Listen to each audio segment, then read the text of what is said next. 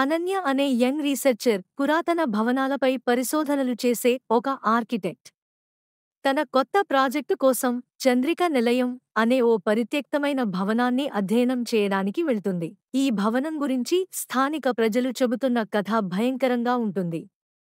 సుమారు 100 ఏళ్ల క్రితం చంద్రిక అనే ఒక రాజనాట్యకారిణి అక్కడ నివసించేది. కాని ఒక రాత్రి ఆమె ఆచూకీ లేకుండా మాయమైంది.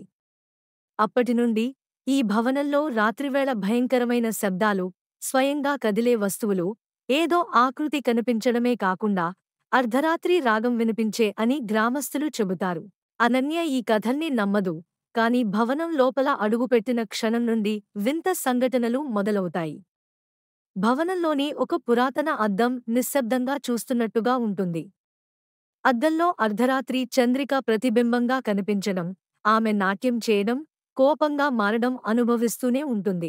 స్థానిక చరిత్ర పరిశోధకుడు రవీంద్ర సాయంతో అనన్య చంద్రిక గతాన్ని తెలుసుకుంటుంది. చంద్రిక ప్రేమించిన వ్యక్తి ద్రోహం చేసిన తీరును, ఆమె తన జీవితాన్ని ఎలా కోల్పోయిందో తెలుసుకుంటుంది. కానీ ఇది కేవలం కథ కాదు. ఆత్మబంధితమైన రహస్యం కూడా దాగుంది.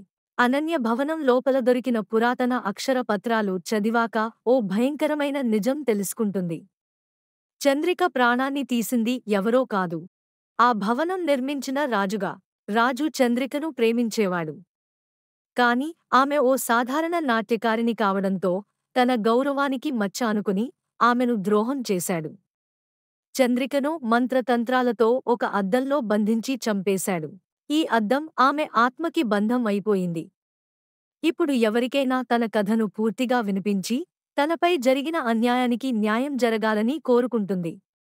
అనన్యకు తెలుసు, చంద్రిక ఆత్మకు విముక్తి కలిగించాలంటే ఆ అద్దాన్ని ధ్వంసం చేయాలి. కాని అది అంత సులభం కాదు.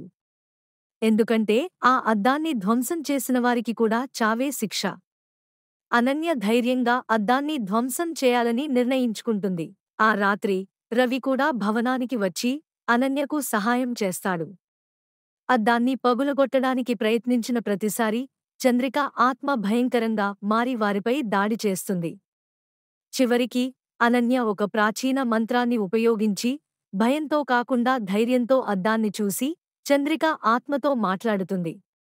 నీకు న్యాయం జరుగుతుంది చంద్రిక, కాని నీ క్షుద్రశక్తిని వదిలేయి అని అనన్య అంటుంది. చివరికి చంద్రిక కన్నీళ్లు పడుతూ తనను బంధించిన శాపం నుండి విడిపించమని కోరుతుంది. అనన్య, రవి చివరి ప్రయత్నంగా ఆ అద్దాన్ని నిప్పుతో దహనం చేస్తారు. అప్పుడు భవనం మొత్తం తదేకంగా ప్రకంపిస్తుంది. చంద్రిక భయంకరమైన అరుపుతో ఆకాశంలో కలిసిపోతుంది. అనన్య, రవి లేచి చూస్తే ఆ అద్దం మట్టిలో కలిసిపోయి ఆకాశం వెలుగు మూటగట్టుకుంది. అనన్య అక్కడి నుండి బయలుదేరి వెళ్తుంది. భవనం తలుపులు మూసిపడి అదే భయంకరమైన నిశ్శబ్దంలో మిగిలిపోతుంది.